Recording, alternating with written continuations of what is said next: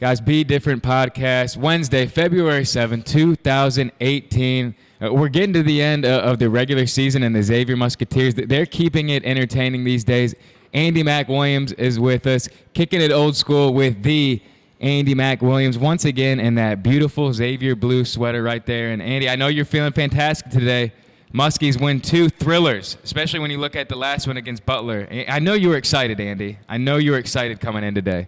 I'm so excited that I haven't taken this sweater off since our last podcast. It's a lucky deal. I mean, they came back with that Houdini back from the dead 4-point play in the Georgetown game at Cintas. How do you let that happen? How do you let that happen? How do you allow a 4-point play if you're Georgetown? I mean, you're in a position to win a big-time game on the road at Cintas Center against one of the best teams in the country, and you foul Trayvon Blewett on a 3-point shot. I mean, how do you do that? You know, I've never seen a 4-point play in the Big East other than Andrew Rousey, that little midget guard for Marquette who flops every time he gets the ball. So He's aggressive. On the floor. I mean, I've seen 4-point plays out of Rousey, but have you ever seen a 4-point play in a situation like that? End of regulation, Xavier down 4 with 26 seconds left. Chris Mack called the play. He called the play. Most coaches, in their infinite wisdom, would go with the standard logic in that they'd attack the basket for a quick 2.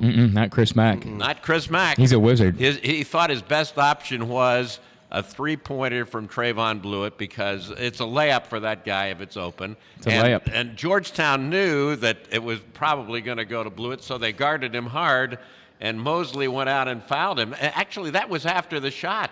That should have been a 2-shot free throw opportunity. No, I like that. So they should have won the game in regulation. Should have been a 5-point play. Interesting. Yeah, my son Brian gave me that little tidbit, and That's you're pretty right. good. Thank you're you. right. It was after the play. Brian's a relatively smart guy. Brian is He's got good genes. He's got great genes. He's saving humanity. He's doing a great job. But and nonetheless, maybe the best possession was the defensive possession after that for Xavier, when Georgetown still had the trump card. It was a tie ball game. They had the ball, and the shot clock was off, and Mack comes out with like a trapping 2-3 zone. He was not going to let the Georgetown point guard sit there and rock or dribble at the top and call the shot. And they played great defense. I mean, it was like their hair was on fire. And he went with Scruggs and Gooden and Kaiser Gates and Najee Marshall and Tyreek Jones. Great defensive lineup. And Georgetown threw up a bad shot. And he used that same defense again when Xavier had the 4-point lead, or no, the 3-point lead late in the overtime. And it worked again. They threw up another bad shot. So I give Chris a lot of credit. Obviously, the Muskies sort of ginned it up in the overtime. They came back and tied it. And then they hit 10 straight free throws. No field goals for Xavier at all in the OT. Look, Georgetown looked fatigued and frustrated. They were pretty well done, but Xavier put the hammer down with 10 straight free throws. Do you have any concerns with Jesse Govan having 23 and 9 and Marcus Derrickson getting 19 and 15? I mean, the two guys, obviously, for Georgetown, really they're only guys that could have allowed them to stay in the game, and they were able to do it. Well, thank God that Tyreek Jones played a monster game and basically fouled Govan out of the ball game. And Govan was out early in the OT, and that helped a lot without having the two big guys to play high-low and dominate the boards inside. But Tyreek was off the charts. I thought he played an excellent ball game. 15 points. He went to the free throw line in pressure situations and hit 4 for 4 in the OT. That allowed Xavier to go inside because they had faith that Tyreek, who'd had some struggles lately physically, etc. Actually, he didn't play in the Butler game because of a collision with Sean O'Mara in practice. Chris Mack indicates, though, that Tyreek should be back, he said, soon. Hopefully that means Creighton on Saturday because they're going to need him out there in that crazy atmosphere in Omaha. Coach Mack never gives any indication as to what's going on with players when they do get injured. He never gives you any information. Never does. That's just his deal. He's done that from the beginning. He doesn't have to. What does it do to him to let the other coach know? I would like to know. I guess I would. An hour or two in advance that somebody's not going to play? What does that do? You have insider information? Well, I was there at Butler, and I happened to watch Tyreek walk around with a sling on He's his in a left sling. arm. And Tom Iser, the SID, who's a great human being, he's also he's of the MAC philosophy. He told me it was a head injury. And I mean, they may be an additional head injury. Wow, interesting. But definitely, there's something wrong with his left arm. It's so- not a break. It might be like a bruise or whatever. I would expect Tyreek to play in Omaha against Creighton. Even though he was in a sling on Tuesday evening at Butler, in a sling, he'll be there on Saturday. Andy Mack marks it down. I don't know Tyreek about Jones that. will be back. All I can say is I hope so, because Tyreek played a super game against that big Justin Patton goon of Creighton out in Omaha last year. He and Quentin Gooden were fantastic in that close Xavier win at CenturyLink last year.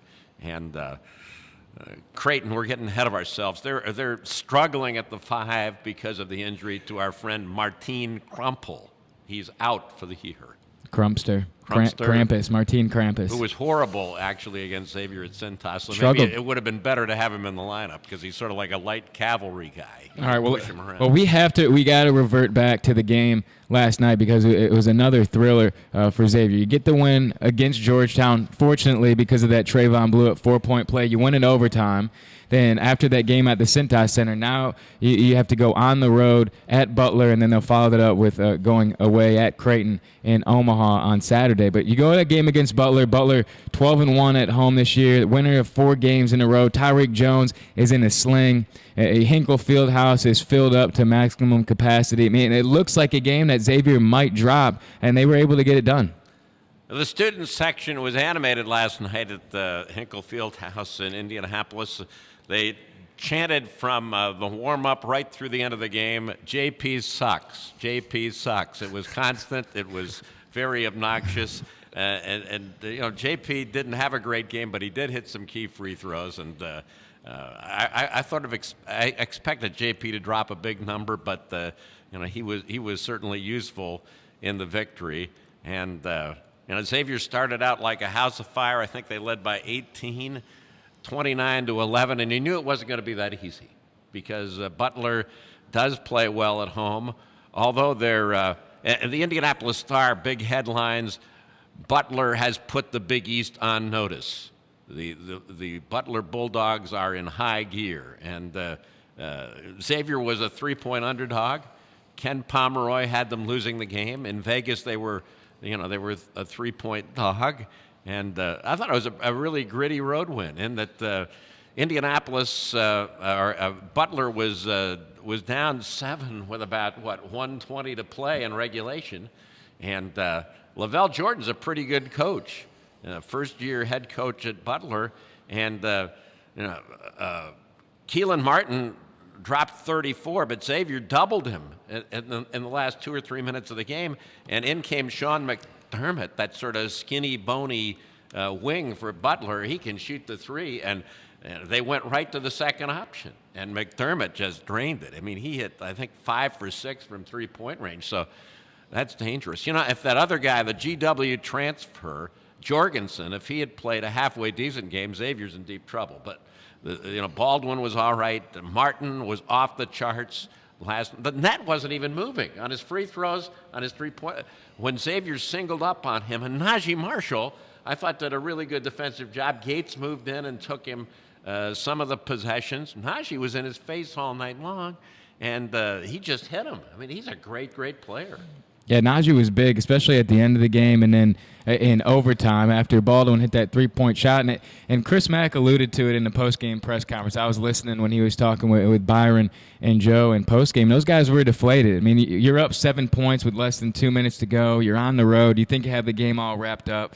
Butler and Baldwin makes that big 3-point shot to go into overtime, and now you got to go win the game. Once again, Butler has all the momentum, and who hits the 3-point shot to start in overtime is Najee Marshall, the freshman, stepping up on the road. And Butler did not guard him. He was open, sort of at the top of the circle, and there was nobody within 10 feet, and he was told, if you're open like that, shoot it, and he did. He drained it. Najee played well. I mean, it had to be frustrating to guard as hard as he did and see Martin drop 34. and it was a pretty efficient 34. But Marshall played one of his best games of the year. He'd played well against Butler at Cintas in that earlier victory, but Najee's numbers, he was back in the starting lineup. He scored 15. He had 6 rebounds, and he's a gutsy driver. When he has a crease to the basket, he doesn't care who's in front of him or around him. He just goes for it. Well, go ahead. Greg. Wow, you were coming in hot over there. I didn't see I'm pretty ya. excited about one thing. Yeah, go ahead, Greg. Last 7 games, Paul Scruggs. Yeah. 17 assists, 4 turnovers. That is awesome.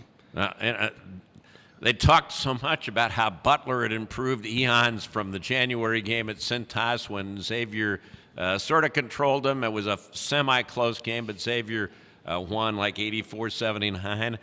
Xavier has improved light years, in my opinion, from early January in that the depth has come to the fore. And you said it right there. Paul Scruggs is being used now in tandem with Quentin Gooden. They're playing a lot together. They looked real uncomfortable together earlier in the year. 2 young, basically point guards trying to find out what their role is when they play together. Defensively, Scruggs is he gets beat off the dribble now and then, but he is tough. He is physically imposing.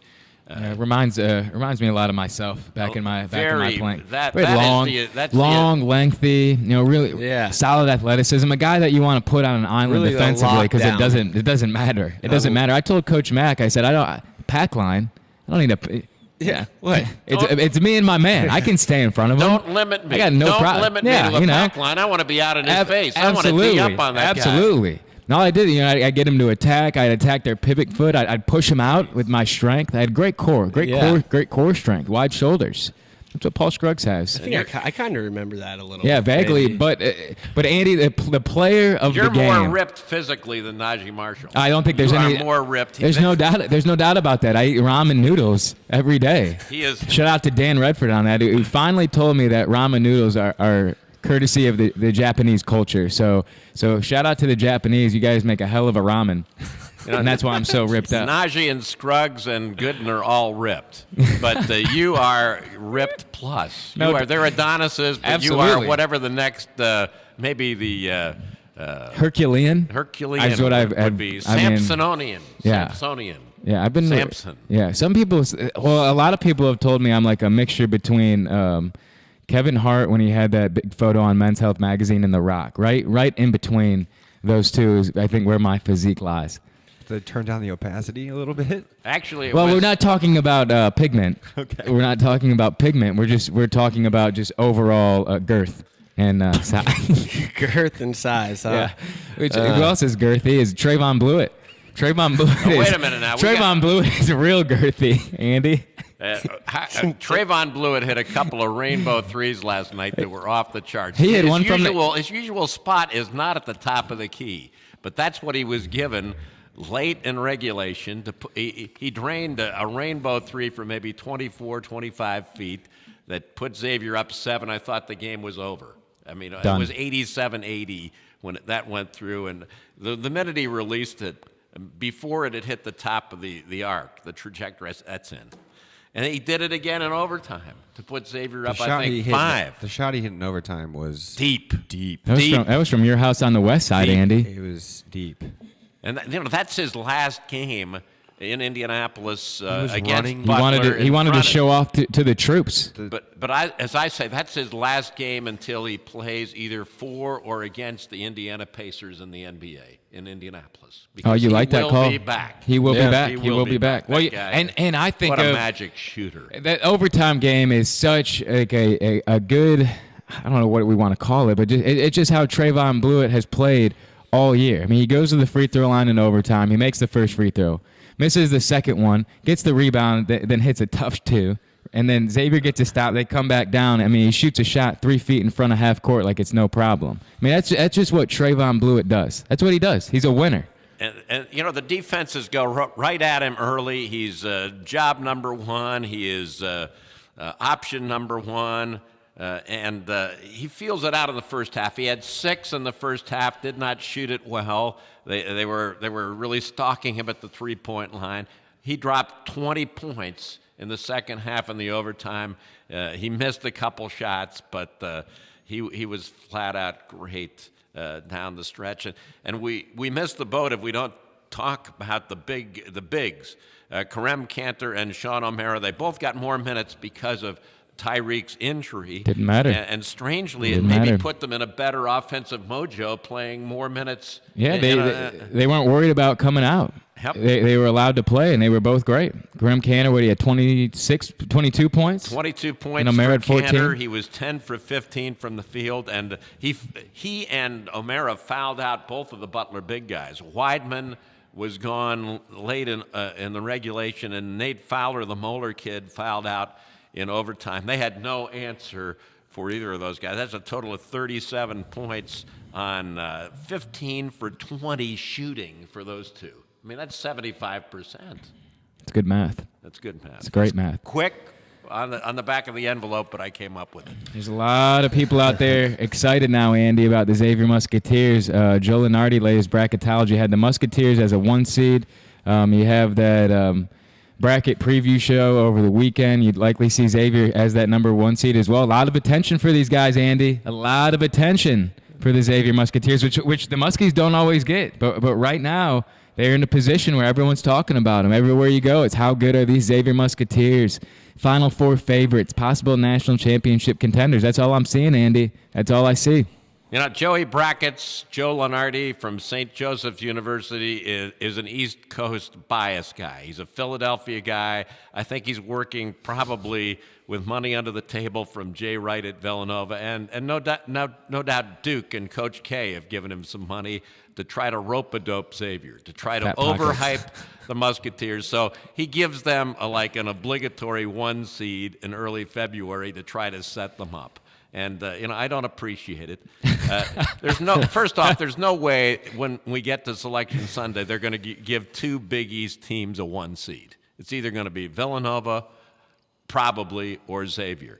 And the only way Xavier's going to get a 1 seed when it really matters on Selection Sunday is if they beat Villanova here and they either avoid Villanova in the Big East tournament or beat them again on a neutral floor. And I don't know what the odds are of that. Especially if Villanova gets Phil Booth back, which apparently they will. I would think he probably would not play here in Cincinnati, but he'll be ready for the Big East tournament. So it's a rope-a-dope deal, and Blewett handled it really well after the game at Butler. He said, hey, this group, the veterans learned a lot in 2016 when they were a high seed and they beat Villanova at Cintas in February, and then it was all downhill. This group, Sean O'Mara, myself, JP, Kaiser Gates, the guys who all played in those games, that we don't, that rating stuff is all noise to us. We are focused and conserving our energy for the games. We are not going, that is a waste of our time and energy to get all caught up in that hype stuff, especially, the thing CBS does is interesting on Sunday. Very entertaining. It's a top 16 NCAA seed, a snapshot 4 weeks in advance of Selection Sunday. And, hey, give me a 2 seed in the NCAA tournament. That's fine because as a result of the 2 seed, Xavier's going to get a really good geographical location. Obviously, they'll get a 15 in the first round that they should be able to beat on 3 or 4 cylinders. And, I think it's important that they go to like Pittsburgh, Detroit, Charlotte, or Nashville instead of the Western first weekend sites. Doesn't matter. Give Trayvon Blewett a basketball and a rim and some people in the stands to watch him, and the Musketeers are going to be just fine. Andy, also, I say keep giving them more attention. I love attention, and I think the guys on Xavier love attention. I think you just keep riding them in. Chris Mack loves attention. He loves attention. Keeps boosting his stock for that Louisville job next year. Okay, upcoming game at Creighton. That Louisville thing is a quagmire. There are so many problems. Where are these sources coming from? They're coming from Porcini's. All right, that Gus Johnson started the ball rolling. That guy's another East Coast bias guy. Yeah. He would love to screw up bad Xavier. about Gus Johnson. I like Gus. He's an exciting announcer, but Xavier's like for the world with him announcing. I enjoyed it. He's like a pestilence when it comes to Xavier. Yeah, I enjoyed a glass of scotch with him one time in Cleveland. Yeah. But remember upcoming game where he scream after every sip? Yeah. I remember a He game said, "Ice cold, ice cold. Give me another one." First round NCAA tournament 2004, Xavier against Louisville. Gus is doing the game. Really exciting announcer. Louisville goes up like 16 early in the second half, and he goes, Louisville Cardinals too easy against the Xavier team as Taekwon Dean does a crossover dribble layup. Good. Xavier's all done. Whoa, this Louisville team, this Cardinal team got it going. Boom. Dolman hits about 15 threes in a row. We're back in the lead. We crush them like a grape. That's fantastic. That was great. You can't write that up, Andy Mac. Taekwon Dean. It's too easy for him against the Xavier team. Dolman, boom, boom, boom. There was a 4-point play in that game also. Thank you for sharing that, Greg. I believe Diedrich Finn hit one from the corner. Diedrich Finn and the former number 12. He wore 12 before Papa Red. Before he stole the dog and Before got the knocked dog off stealing. the team. Yes. But Yes. what was it? They had the flopping Garcia guy on that team for Louisville, and Rick Pitino was so PO'd he didn't even do his radio show. He sent the former Chicago Bull guy out there. Who's his assistant? I can't think of the guy's name offhand, but he immediately goes. I don't know. He was really politic on the post game interview. He goes, "That Xavier team, we play them 10 times, we beat them 9." Like, what game did you watch? Well, the one That that one. one. Lose. All right, lastly. That Xavier team, boo, boo, boo. All right, Andy. Lastly, game at Creighton on Saturday. Last game, a complete blowout, domination by the Xavier Musketeers, 92-70 at the Cintas Center. It should be the same thing again in Omaha, correct? Wow, Omaha's a different animal. Creighton is undefeated on their home floor. They haven't played Villanova yet. I don't think they've played Seton Hall out there yet. But Xavier's had some good luck in the New Big East at Creighton and before that. And with the Crumples injury, they do have some difficulties and some issues at the 5. They have taken the red shirt off Epperson, the big freshman Aussie. He's 6'11". And Ronnie Harrell is getting more time. He's a good player, but he's sort of like a better as a sixth man spare part. Then they got Toby Hegner and some grad transfer Suarez. So Xavier, hopefully Tyreek will be able to play because I think the three-headed center monster for Xavier could really do a lot of collective business against that Creighton team. And Creighton's also a little all at sea at the point. Mintz has been starting, the sophomore, but Caleb Joseph, the Syracuse transfer, is getting more time. And Omaha's, it'll be sold out, 17,000 plus at the CenturyLink Center. And they'll be letting it fly. Let it roll. They've got Let the it great roll. wings. They got Marcus Foster. They get Kyrie Thomas did nothing here against Xavier. He was absent. He was absent. He was AWOL. He was AWOL for the game. But I expect it to be close. If Xavier does win that game Saturday, they probably will get a number 1 seed in that CBS snapshot on Sunday. If they don't, whenever Xavier stumbles, they've won 7 in a row now. The national pundits and the coaches and every people, they punish Xavier like with a really sharp switch. They knock them down 4, 5, 6. Everybody else gets the benefit. Oh, it's a tough conference. Everybody loses on them. Xavier loses, boom, they go to the back of the bus. I think it's a different year. I think there's more respect for this team. I think this is a better team. This is a deeper team. It's a more talented team. It's a vet. I mean, they got all the pieces. I think there's a lot of respect. That's why so many people are talking about them. And those expectations, at least to this point of the season, have not bothered the Musketeers one bit. So I expect these guys to keep winning. They're going on the road and winning games, which most Xavier teams in the past haven't been able to do in the Big East. I mean, they're getting team's best shot, and they're winning on the road. Right. I mean, they're getting the best shots from everybody. I mean, sold out at Butler last night with a rabid crowd and a team that had a 4-game winning streak. And Butler had been giving up like 60 points a game. Granted, they'd played DePaul twice, St. John's, and Marquette in that span. Not exactly the creme de la creme of the league. But you're right. I mean, this team's got depth. They've got experience. They've got flexibility. They have great coaching. They have good focus. And they've shown that in pressure situations, they can play lockdown, junkyard dog defense, too. And they'd rather, outscore people. It's more fun that way. But, they can dig in and play defense in the depth. I mean, a lot of coaches, we played 10, 11 guys. Xavier has a quality 9-man rotation when everybody's healthy.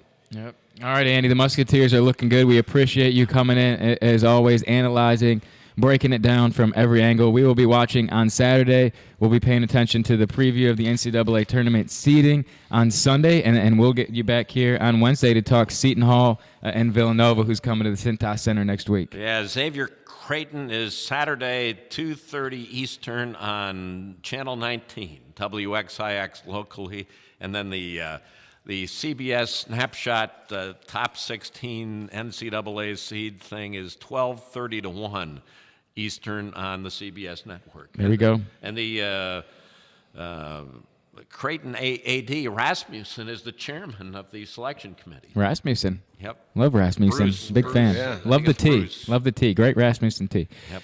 All right, Andy Mack, thank you very much. Xavier, after 2 overtime thrillers, going back on the road. For me, the recruits, Andy Mack Williams. Guys, we're out of here. We'll see you next time. Thanks, Andy. All right, welcome back to the Be Different podcast. Brad Redford here, and the recruits, as always, in downtown Cincinnati. We had Andy Mack here earlier. Later on, we're going to have Leonard Stokes and Dermarr Johnson, a couple UC legends, coming in here a little bit later. But we have a special guest on the phone right now. Grew up in Michigan. He's an athlete. He's an intellectual. He's smart. He's gifted. So, of course, he's a friend of mine. And people won't know this, but this is Jon Horford on the line. John, actually, your claim to fame is that you TP'd a house with me in Frankenmuth, Michigan about 10 years ago. Do you remember that, John? Yeah, and we bought the toilet paper in Saginaw. We went all the way to Saginaw, and we had like 200 rolls in my gold Buick Rendezvous, and we rolled back to Frankenmuth. And I'll never forget you sprinting, because you're very tall, John. You're almost 7 feet tall. And a friend of mine, I think he knocked on the door in the window of the house, and me and you we had to sprint very quickly out of there. Good times. That was good Great memories. Wasn't it? I knew you were excited that I'd bring that up. Yeah, no, I'm glad you did. Yeah, I'm glad you did. You sound very happy that I brought that up. Yeah, that's just my voice. All right, well, you're currently right now in Chicago. You're playing with the Grand Rapids Drive. I want to start back for those of you listening and in this area who may not know you as well, but you actually grew up in Michigan. You were born October 26, John, 1991. Do you remember that day well? Well, no, because it was October 16th, but... Oh, jeez, John. How did I get that wrong? I don't know. I had October 26 down. I don't know. Maybe you're drinking. I don't know. That's possible. That's the last time I saw you. I think we were drinking, or I was drinking. You were probably driving me. That was probably the case. But you had a lot of expectations with your dad playing. He was the first Dominican player in the NBA. Obviously, your brother Al's playing for the Celtics. But I want to talk a little bit about your training process and kind of where you're at now. You played 4 years with Michigan. You played 1 year at Florida. You've been bouncing around the G League with the Canton Charge as well as the Grand Rapids Drive, who you're with now, and you've been overseas. I mean, you've been all over the place. So how do you keep the energy to keep rolling these days? Dude, I don't even know, man. In all honesty, I'm a competitive guy, and I like playing basketball. I like meeting new people. I like creating new bonds, and it's just, I don't know, man. That's what I live for. I don't know how you do it, man. My energy level was tough. It was tough. I mean, you've been playing out. When did you start playing, like, seriously? I mean, it was 4 or 5 years old, 6 years old? No, seriously, probably 8th grade. 8th grade, and then you started rolling? Yeah. And then how often were you working out when you were in junior high school? Probably at least, I'd say 5 times a week minimum. And then now you're 26 now? Yep. You're getting old, man.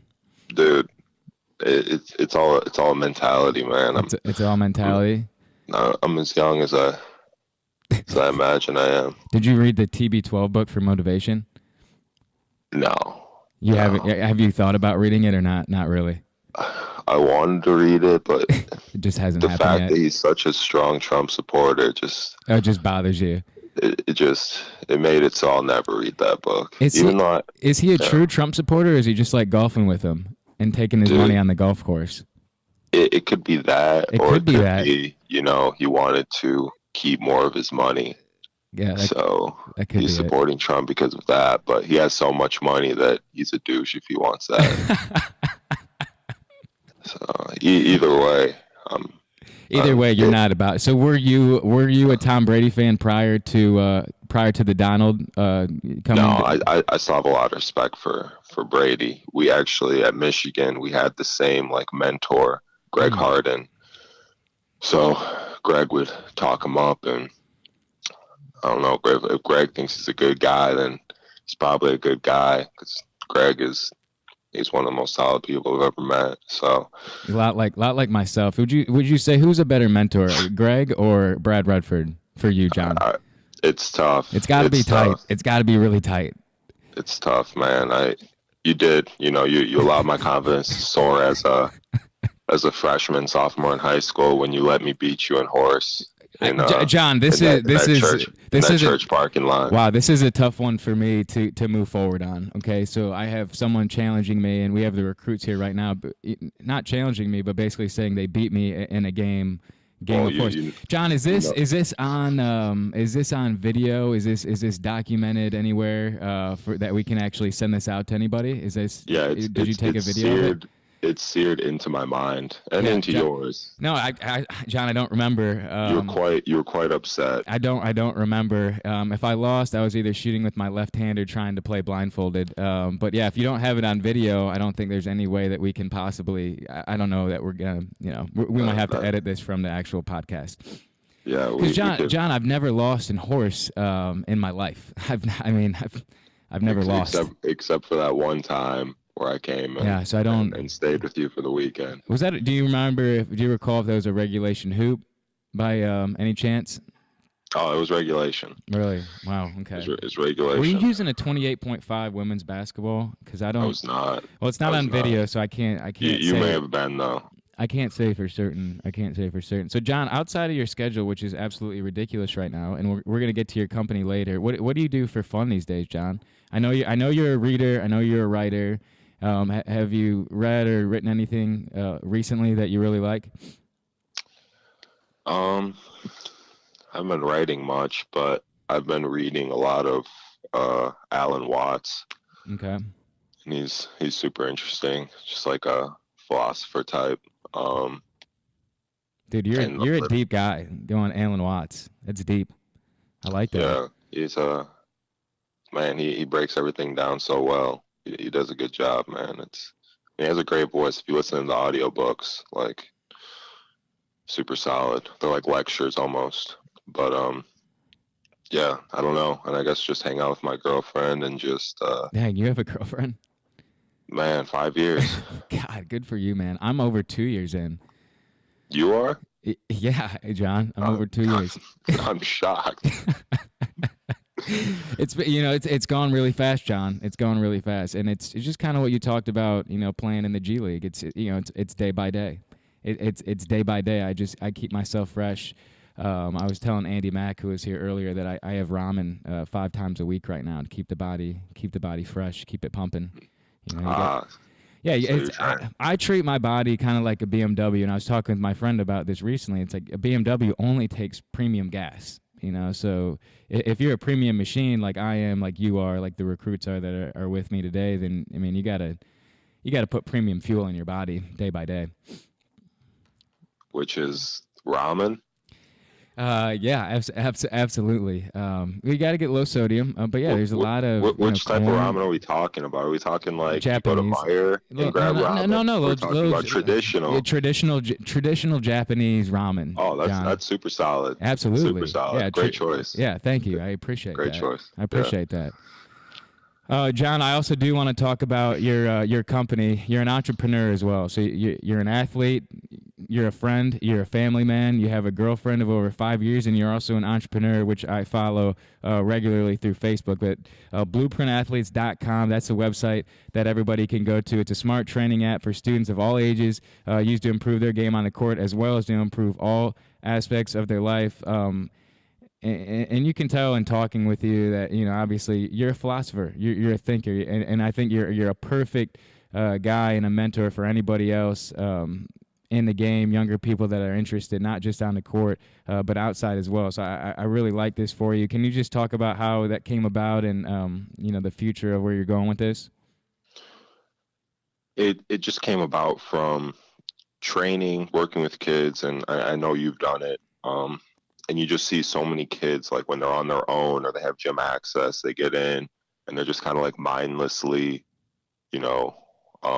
working out, doing the things that they think, I don't know, or the things that they enjoy, not necessarily things that they think will get them better, but the things that they enjoy.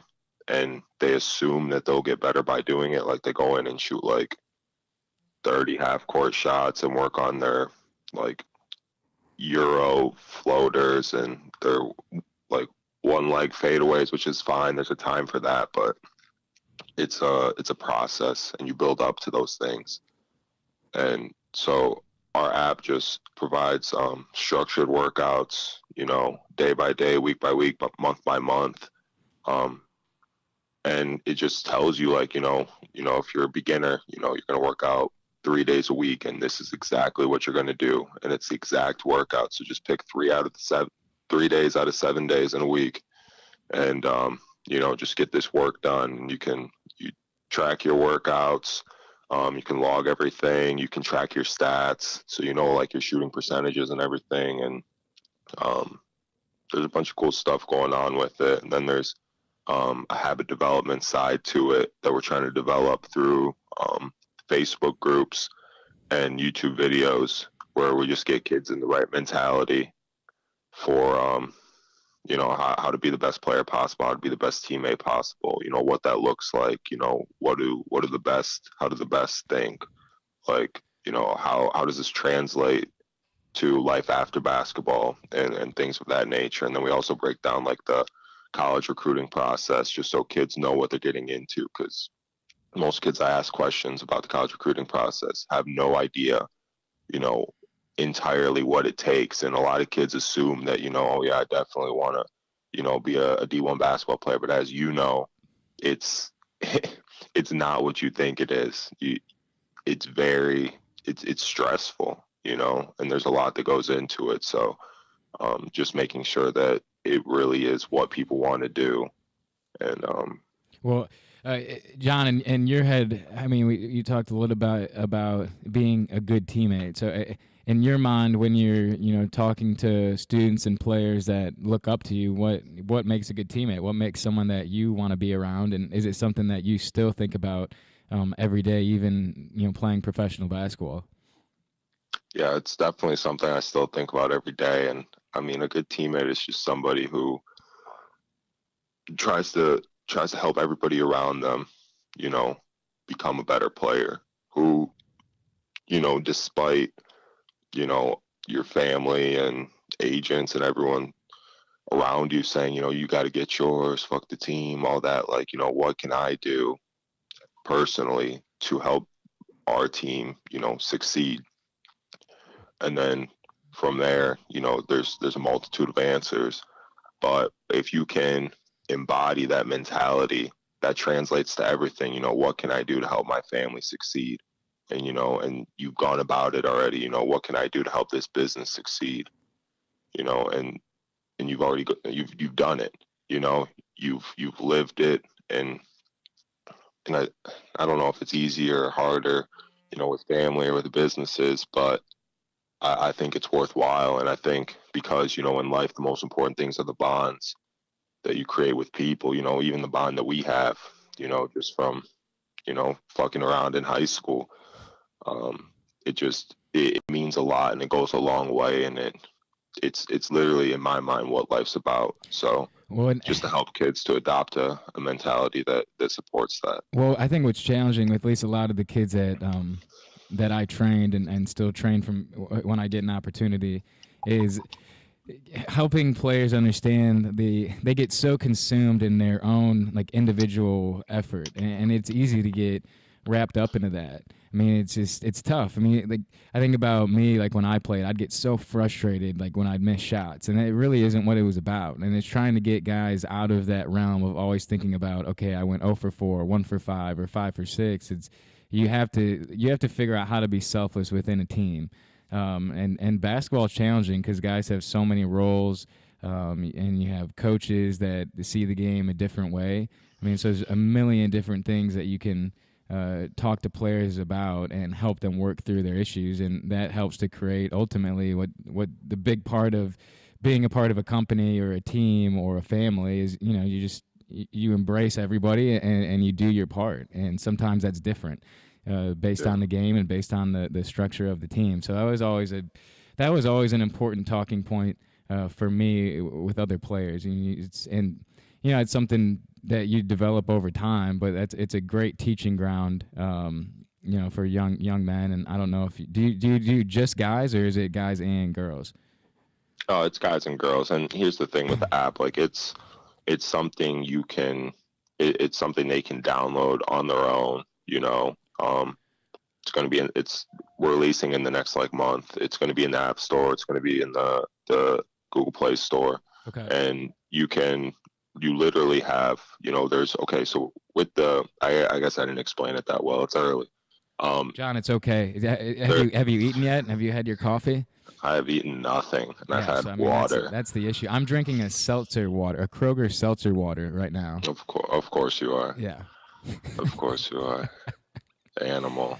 There are videos, so you can watch the clips of what you're supposed to do, and then there are descriptions that break down what you're supposed to do, like where you're supposed to start, the proper footwork on it. So it's it's coaching you, or your coach could use it, or a trainer could even use it.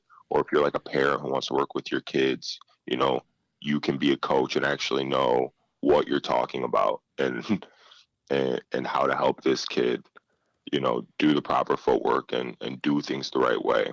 So it just makes the whole process easier. So it'll end up being an app that can be utilized by coaches, trainers, and then obviously players who we've gone over. So say I go on the app, I go on as a coach. So then I'll be able to take a look at different workouts. Will you have individual and team drills, or will it be primarily focused on individual development? Right now it's primarily focused on individual development, but we have team drills written up. And I'm working with some coaches to come up with some good content. It's nice. And but I mean the individual stuff, it's recommended that you work with, a teammate or two, and then when you think about it, the hours that you spend, developing your game, the kids I worked with this summer, I worked with a couple of small groups of kids, and they weren't even friends, and now they're best friends. When you put time into something, and you go through adversity and, growth with other people, you really create those bonds that they'll probably be friends for the rest of their lives. You know what I mean? Oh, yeah, absolutely. So it's deeper than basketball, but it's definitely recommended that people work out together, with their teammates or their friends. And eventually we'll definitely have team drills, probably by this summer. Okay, awesome. Well, you'll have to keep me updated on that stuff too. I know I follow you guys on Facebook, so I keep track and I watch your videos, and it's great seeing you on those videos, John. I have to tell you that. Appreciate it. Yeah, but please keep us in the loop, and I definitely appreciate you coming on the show. Keep up the good work. We'll stay tuned, and we'd love to get you back on too when you launch the app. So anything that ever comes out, feel free to call in, and we'd love to get you on. As much as we possibly can, and we appreciate you getting up early this morning. And I know you got a game tonight, Grand Rapids Driver playing in Chicago, so you got a long day ahead of you. So me and the recruits, we wish you the best of luck, John. You're a great man. You're a great human being. No, I really appreciate you having me on, Brad. It's been a pleasure as always. And hey, tell Dermarr Johnson I said what's up. Me and him actually played together. Oh, did you guys really? When did you guys play together? Dude, in this shithole in Dominican Republic, and we both left after a couple weeks, dude. But so you guys were playing. He was such a pro, man. In a summer league, it was a month and a half, 2 month summer league in the Dominican. Oh wow. And dude, yeah, bring it up to him, dude. But he was awesome, man. He was such a pro. Being a former NBA guy, he was so humble and. Oh yeah, he's a heck of a ball player, man. Yeah, no, he's great. Dude, I think he can fill it up too. The game before he left, he dropped 40 something. Yeah, he's pretty good. Yeah, no, he's solid, man. He's a great guy. All right, yeah, I'll definitely bring that up with him. He's going to be here in about 5 minutes. So, John, you're the man, dude. I appreciate it. Anytime, Brad. Take it easy, bro. Yeah, see you, man. Welcome back to the Be Different podcast. I'm clearly not Brad Redford, but we're going to do a segment called Lacing Up with Leonard that we do weekly. And we got a special guest today. Lee, you want to kick it off? Yeah, well, Brad had to take off today a little early. Glad to get the muskie out of here. So we got we got our 3 Bearcats and our one muskie. One kind of musky, you know. We won't hold it against you. I'll go half Bearcat. I don't know if I can go full-fledged. More of a Wildcat. More of a Wildcat, but It's okay. Special guest today, one of my close friends. Known him since we've been young, 17 years old. Prolific career, high school, college, and professionally. So, want to welcome to the podcast, Dermarr Johnson. Welcome. Welcome, Dermarr. When did you guys Appreciate first you meet? guys. Was it your first year at UC, or did you 17. Yeah, we came in as freshmen together. came in as freshmen together? So where'd you grow up? I grew up in Washington, D.C. DC. D.C. Yeah. So it says here, I'm seeing some stuff about some Adidas shoe stuff, Sonny Vaccaro, Curtis Malone, AAU. So where'd you go to high school, and then how did you get to UC? I moved around a few high schools. Once I ninth grade is when I started really playing AAU, and I met Curtis Malone, and he moved me to from Parkdale High School to Newport, and then I finished my senior year at MCI in Maine, and after we figured out that we wasn't going to go straight to the NBA. We had to narrow down a few schools, and Cincinnati it was just right there, and it made sense. So did you like the process? Because I mean, we were the same year. So I mean, as freshmen in high school, you had a real big following. I think you were number 1 freshman. So I mean, what was that process like through grade school and getting to high school, and then kind of pushing through as the number 1 player? How tall were you? I mean, how did all of this stuff kind of kind of add into like this 6'9" shooting guard? It kind of happened overnight because I didn't grow up playing on a team. I just played in my neighborhood. I always played with grown men, and I was always small and skinny. I could never post up. I was, the good thing the popular thing in our neighborhood was being able to dribble and cross guys over and shoot. And I was doing that young. I just somehow grew up.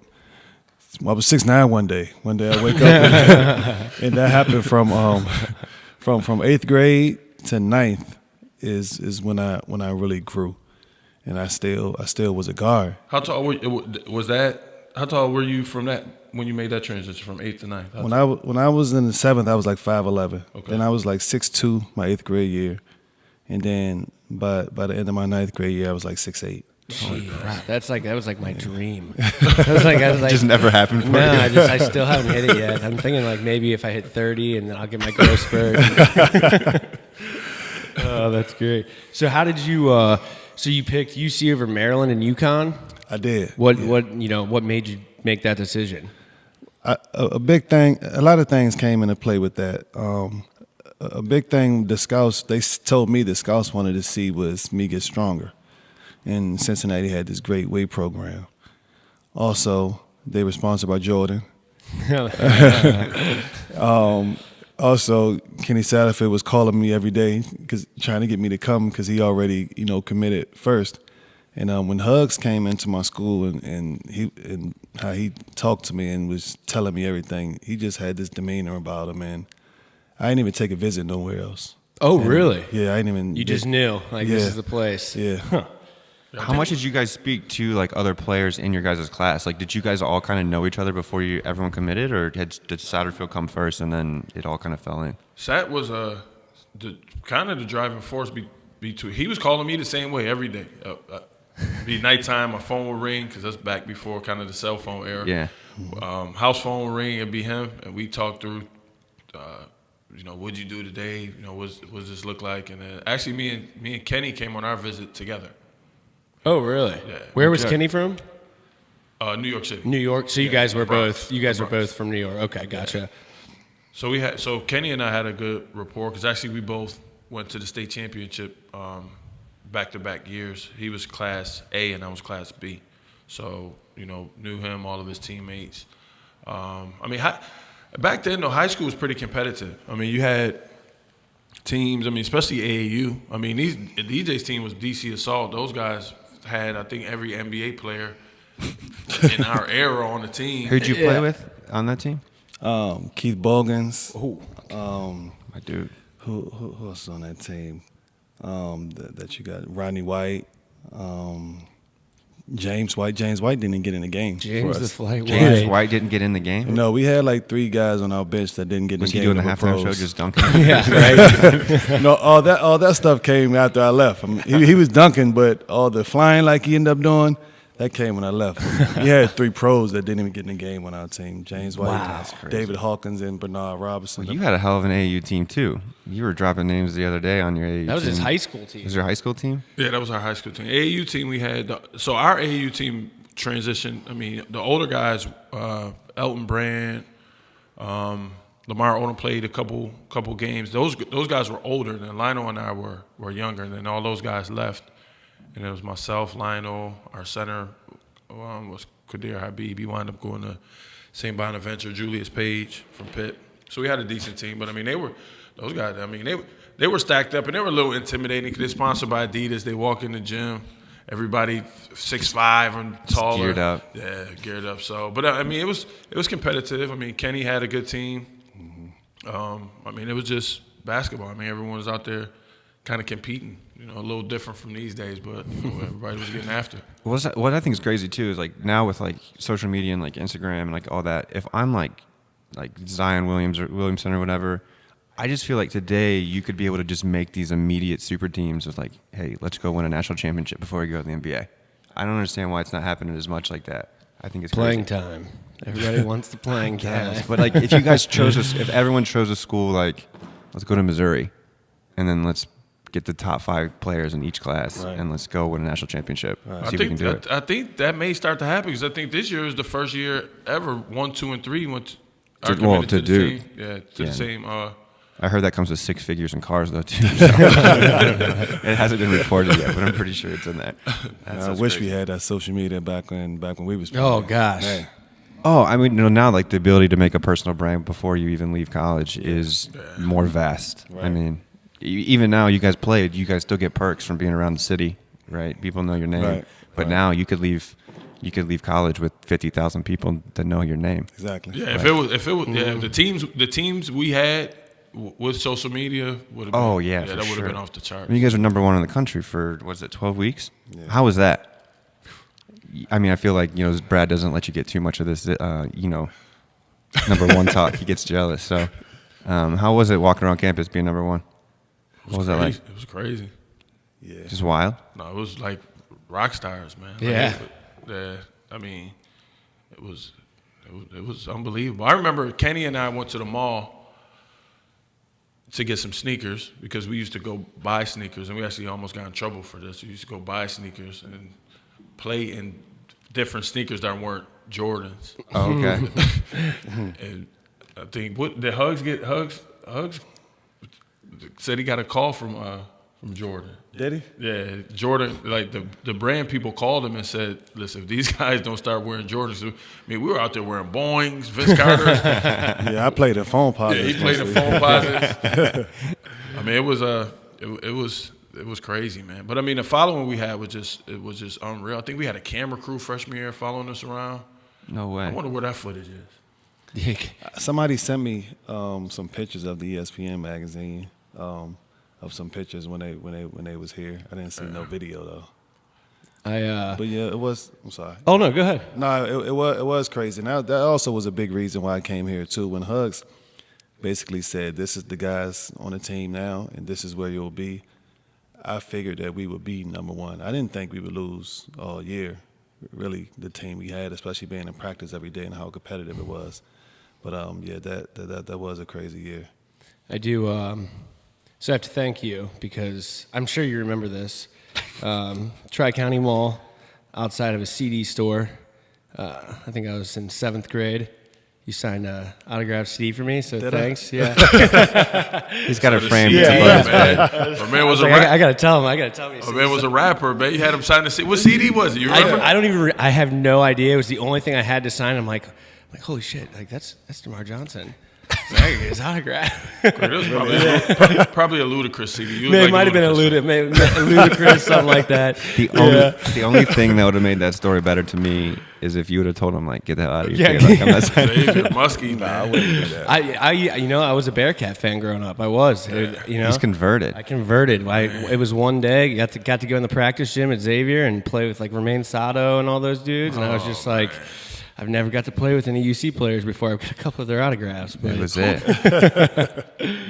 But yeah, freshman year was a good experience. I mean, even coming in, it was, we were playing through the summer, getting ready for the season. I mean, you could see, how good the team was going to be. I mean, it was unreal. It was really competitive, though. I mean, really competitive. who was your guys' challenge in the conference around that time? Who would you say you're the biggest rival you had? Because that was Conference USA back then. Like Louisville? Would you say? Or My year was DePaul. DePaul, My year. really, DePaul? DePaul had like 4 or 5 NBA players in that team. Really? Yeah. Huh? I guess. The fall is mighty.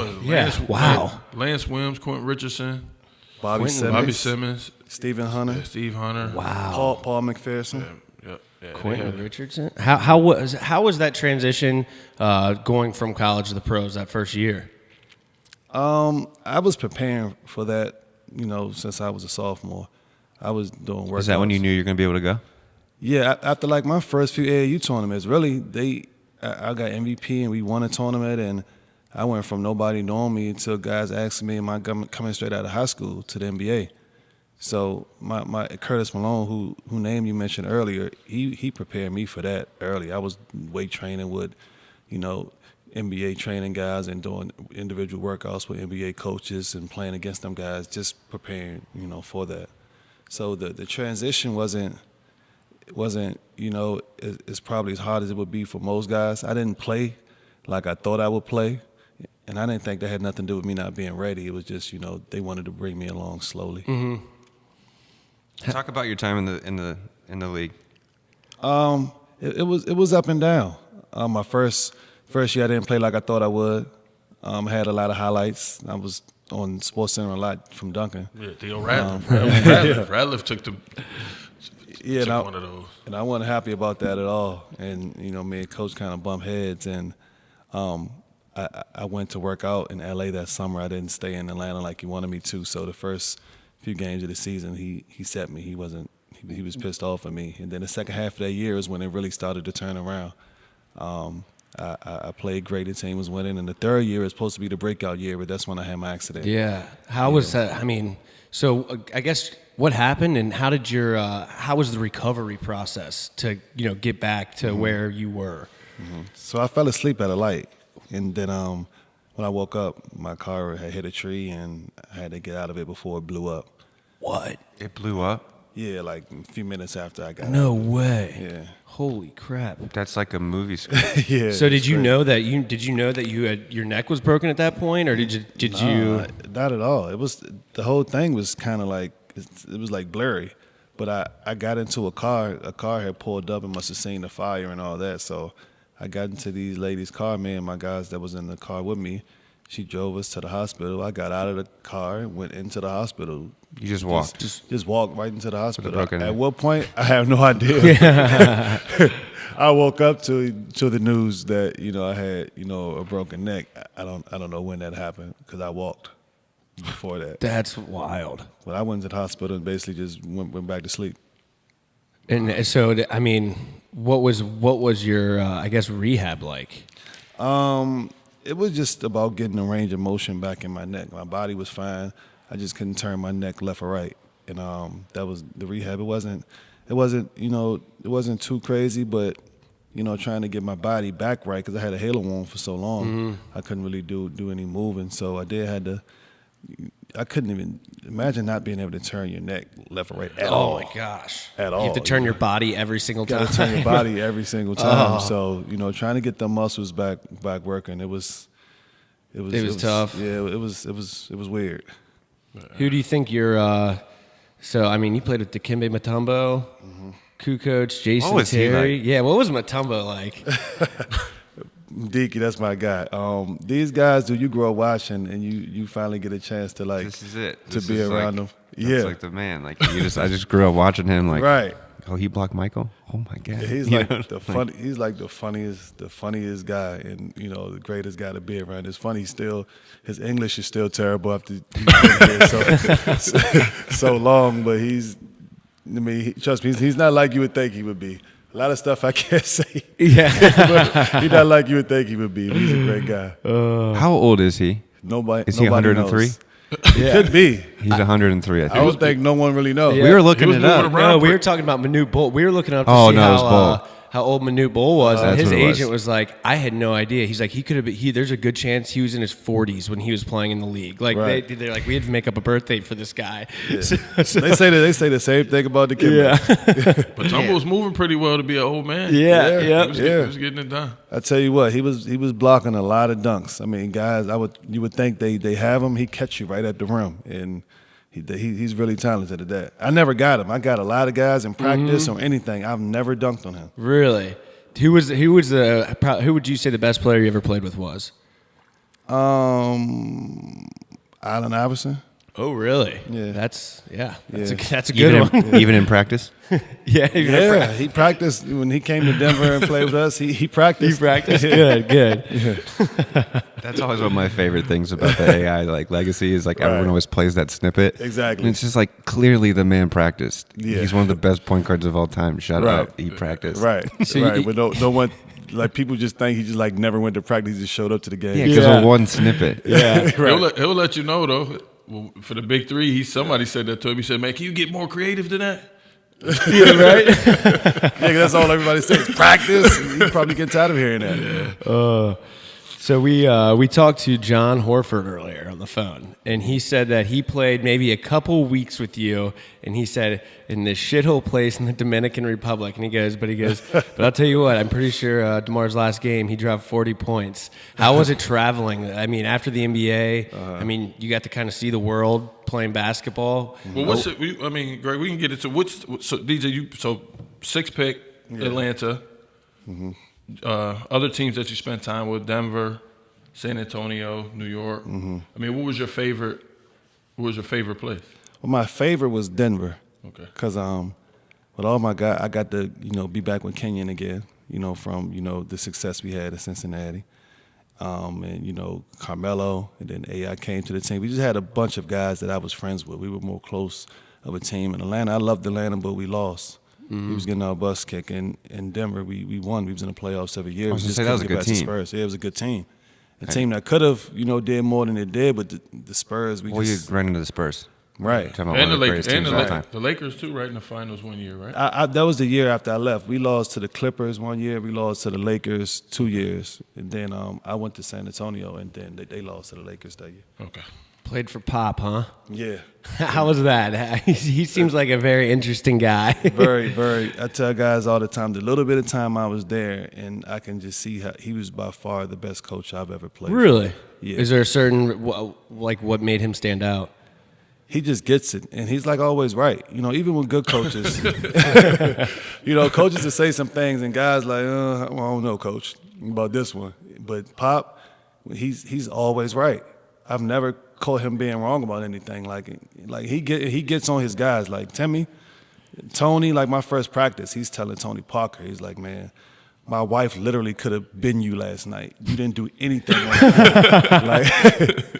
he lets them guys have it. I mean, you wouldn't believe like the stars. And I never seen that before. Because in Denver, George wouldn't let Carmelo have it like that. And I never seen a guy talk to their superstars like that. Well, I feel like Melo kind of commands his own little presence, right? Like, I don't know. I feel like that was probably like LaMelo, like he just lets it fly. He just does what he wants to do. It felt like at least like watching. Right. He's just gonna do what he wants to do. Right. I feel like if he would have played for the Spurs, he could have molded more into like maybe get that championship or whatever it would have been. Yeah, because Pop's he's not having it. He'll. I mean, that's why he's got the rings, right? And everybody buys in. Nobody has a problem with it. Everybody around there walk around like champions. They don't have a worry in the world, never panic, and just that whole atmosphere around there was just like they're all champions. That's pretty awesome. I mean, do you want to talk about UC? We can go into YouTube. We'll get into kind of some of the big three stuff that DJ's doing also. Okay. Yeah, that's really interesting. Yeah.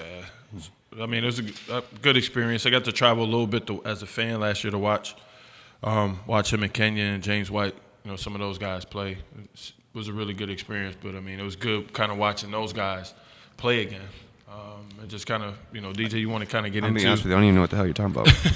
You want to get into that a little bit? Yeah, let's get into The that. Big Three, you haven't heard of it? Yeah, no, I've seen it. I've seen it on ESPN, just the championship game last year, but it was. Oh, the 3-on-3 stuff. Yeah. Okay. Yeah. I hear You Big need some Three, coffee? man. I was thinking about like Celtics. You want to take a and sip of stuff, that Big coffee? Three. You want some of that coffee? Yeah, right? right? Here? Wake you up, I man? drank my coffee so early this morning.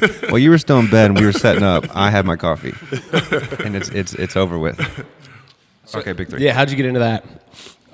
So Kenyon had called me months before it happened and said, I talked to Ice Cube and they're going to start this 3-on-3 league, with a bunch of ex-NBA players. Would you be interested in playing? I was like, yeah. He was like, okay, so it's going to be me, you, and Al Hearns. I'm going to try to get Gilbert Arenas. And he was just trying to put together, a 5-man team, three play at a time, 5 to a team. And then as it materialized and got more and more into it, they started picking up different captains. They allowed all the captains to pick a co-captain. And Kenyon picked Al Harrington as his co-captain. And Allen Iverson went on as a captain, and he was calling me. He was like, man, I'm about to be a captain, man. You playing with me? I was like, bro, I'm already playing with Kenyon. I told Kenyon I'm playing with him. It's like 5 times. I'm like, nah. Then when Kenyon picked Al, he's like, man, he made Al Harrington his co-captain, man. I'm making you my co-captain, man. I was like, well, you talk to Kenyon about that because I don't want no trouble.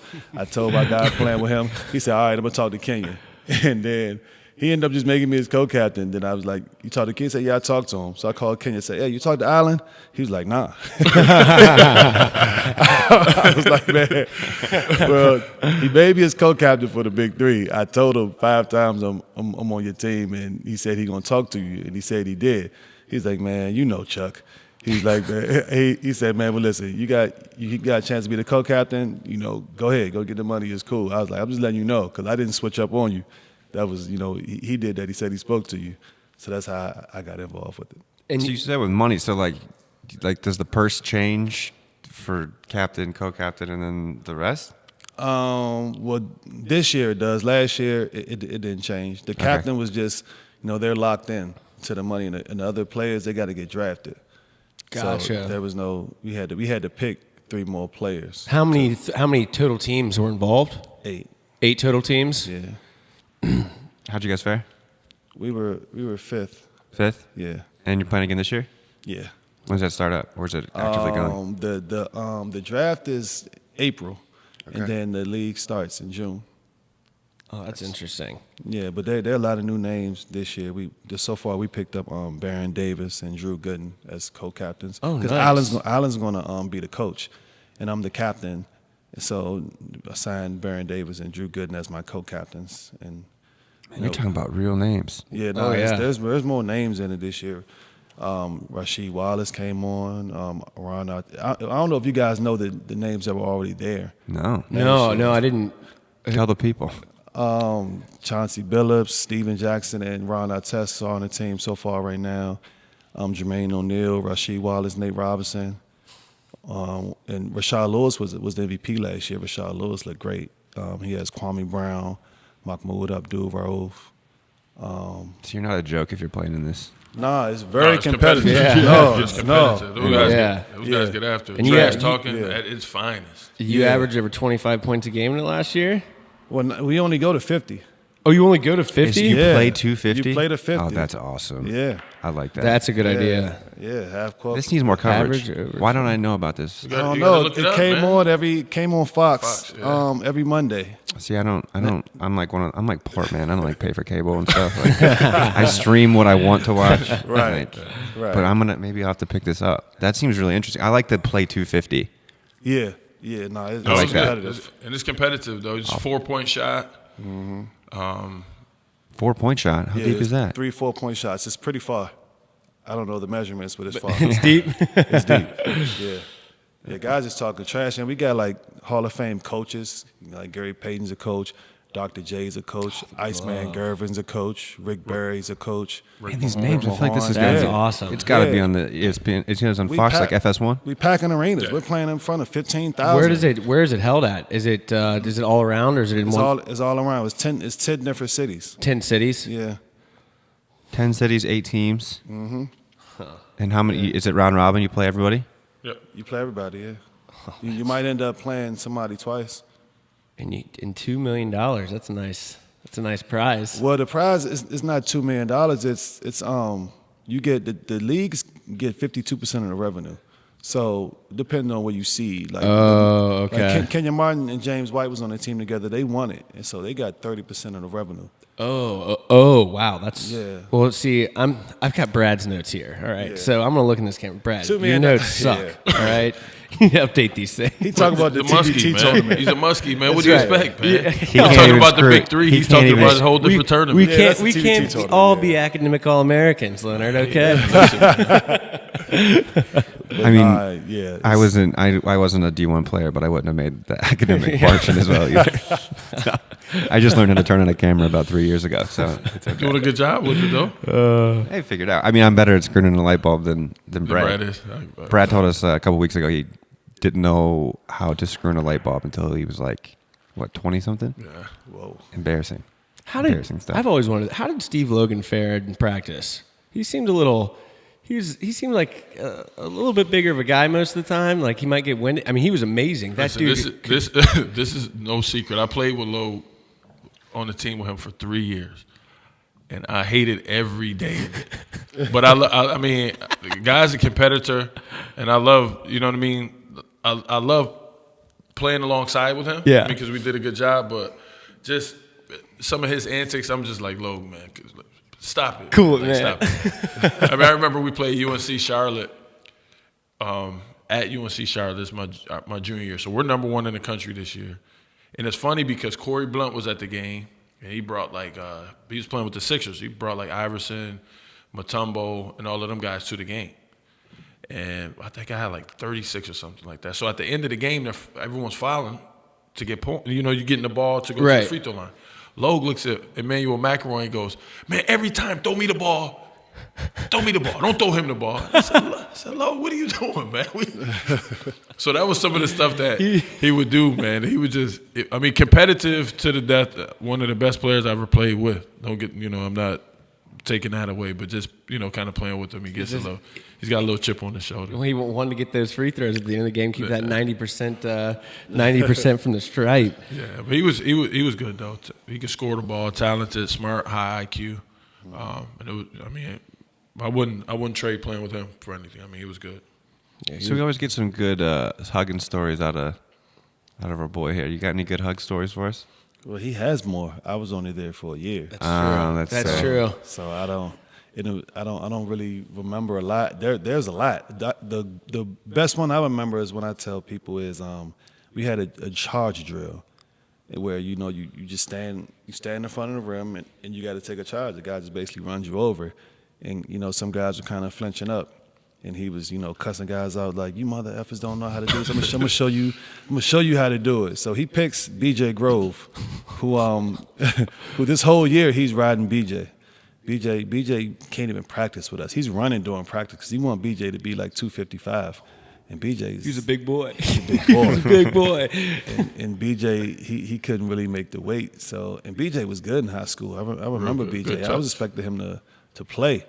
And he didn't really play at all. So, I know he's probably pissed at Hugs because, Hugs is killing him every day. So he picks BJ to be the guy who he demonstrates the charge drill on. And BJ drove down and knocked Hugs under the basket. And Hugs got up, his face was red. But he stood in there and took it though. I mean, it's a full sprint from half court. Yeah. Oh. Yeah. Hugs is standing under the basket. Full sprint from half court. Full Yeah. sprint from half So you guys court. are just essentially tackling each other. Yeah. you gotta sit there And and take DJ's a take a solid charge. 270, 270 at that BJ time, might have probably. been 290 At least. BJ was my roommate freshman year, so I never forget this story. This is how bad BJ's luck was. So we go to play. No, this is not my freshman year. This is junior year. We go to play.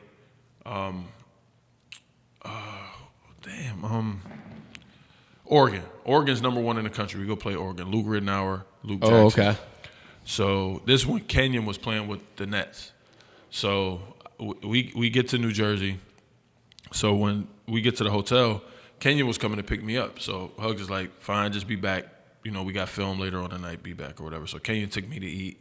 So I'm not in the hotel. So BJ orders a pizza from the local pizzeria. The pizza guy gets on the elevator. Hugs gets on the elevator at the same time the pizza guy does. Hugs and our trainer, Jade. So they're going up. They press the button. So Hugs goes, 7. He goes, my guys are on 7. He goes, which room are you going to? Oh, man. So he's like 713. So Jade, he goes, Jade, whose room is that?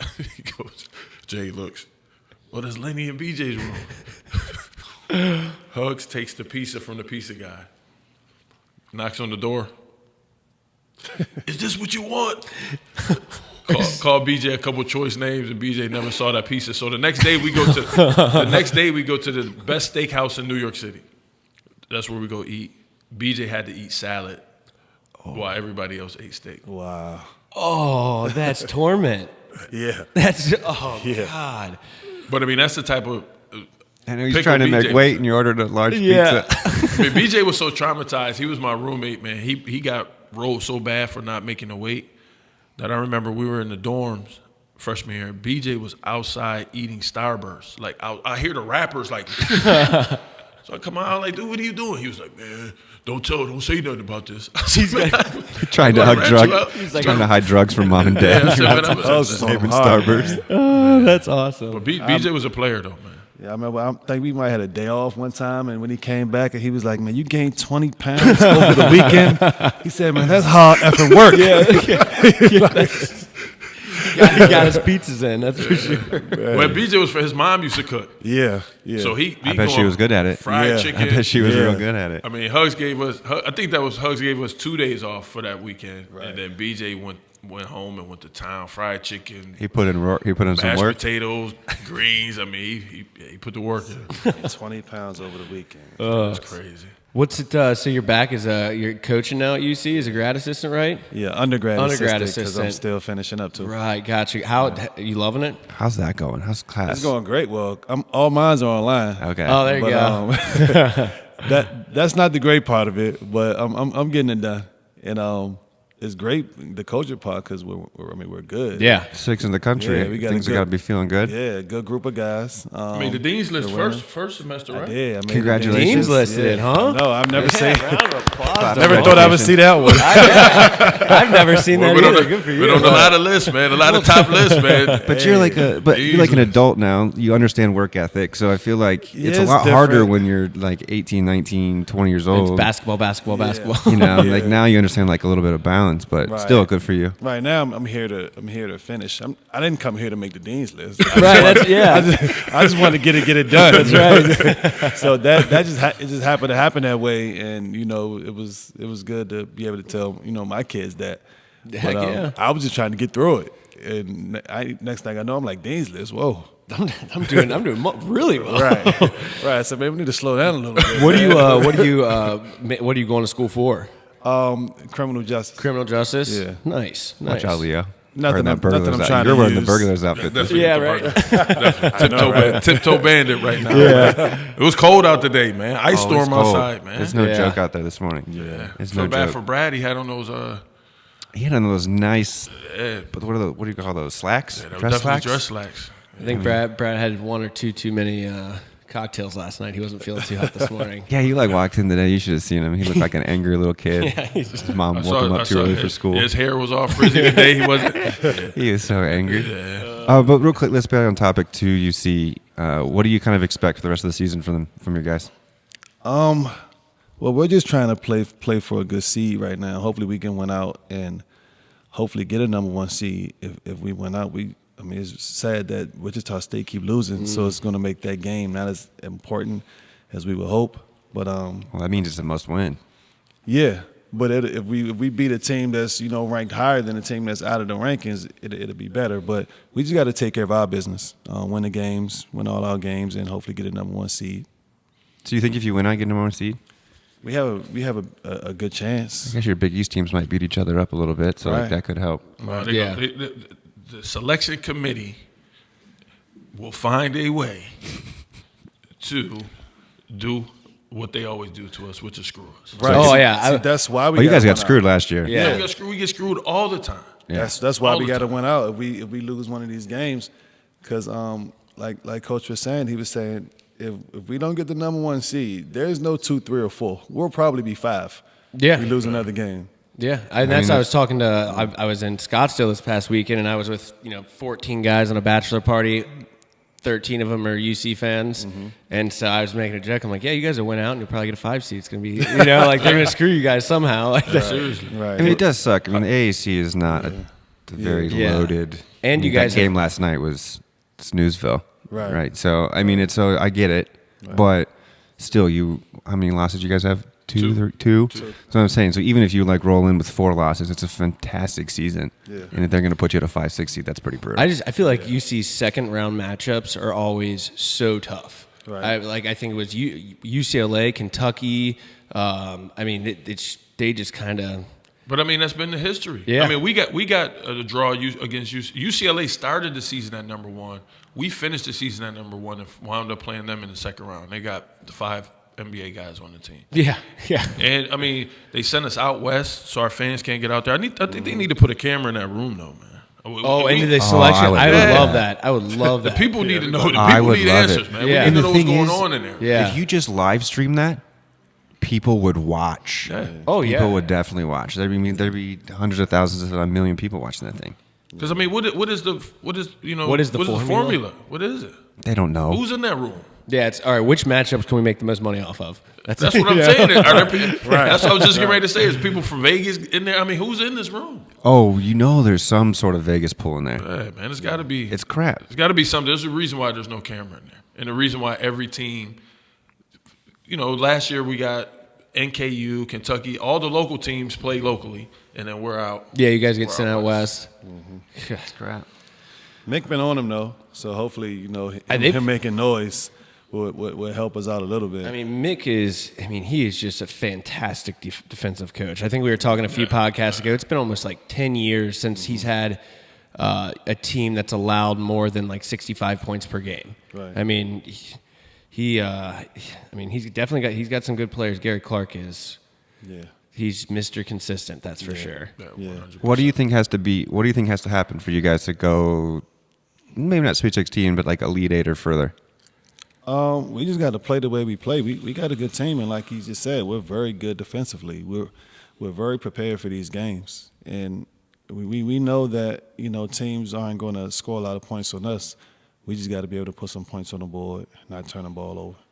I think we got to get better point guard play, Yeah. more consistent. I think if we can do that, I think we'll be. That's and kind we of the talked only. about that last That's kind of the only concern that I see out of UC is like, if you guys get good point guard play, it's a dangerous team. If we just need them to hit a few shots, and we'll be okay because Kyle and Jake and Gary can take care of the rest of the scoring, and Jaren. Anything else? I think we're good. I think We this. made- Are you guys? Anything else to say? Landon? That's it, man. Good We job. made one wanna- without Brad. We probably shouldn't do this that often. But you shouldn't make it a habit. Well, we want to thank DJ for taking the Thanks time for out. coming man. in. I Thank appreciate you coming in. Thanks for having me. And thanks for that autograph, real too. quick. I know that you're gonna be busy with like trying to make money when you play basketball. Yeah. But if you ever get bored, we're gonna start a BeDFRNT rec league team. Uh-huh. And we're gonna go and put you on an honorary roster. If you ever make a Sunday Yeah. game. If you ever want to come out on a Sunday and play a little ball. Play a little ball. I need to play, but I don't want to be out there playing with all guys under 6 feet. And I need some. Oh, I'm like almost 6'1". Bro, I can stand up. I'm so close to 6'1". I'm like 6'2" ish. And if you want, I'll wear like some bigger shoes. Are you guys going to be the biggest we're guys starters. there? Well, Andy Mack's going to coach. Andy Mack Williams gonna be the coach. Leonard's playing. Redford's playing. So there are other D1 athletes on the team. The league is pretty competitive on Sunday. I played in a Kiwanis league that was pretty competitive. It was CYO back in I high haven't school. played competitively since I was 9. Since you were 9, man, 9 you or better 10. you better start getting in shape, man. He's a lefty. He's a lefty. I'm a lefty. I can shoot a little bit. Well, Brad, I think Brad can cover all the shooting. Yeah. I mean, but when my real role is going to be feeding the ball to people who are much better than me, and then trying not to get embarrassed on defense. That's all I really care about. As long as I don't like get crossed and fall, I'm good. Smart man. That's all I really care about. Wise man. Yeah. All right. Well, All right. For Thanks, the Be Different Lamar. podcast, we're out. Thanks, Leonard. we're done. All right. Yeah. If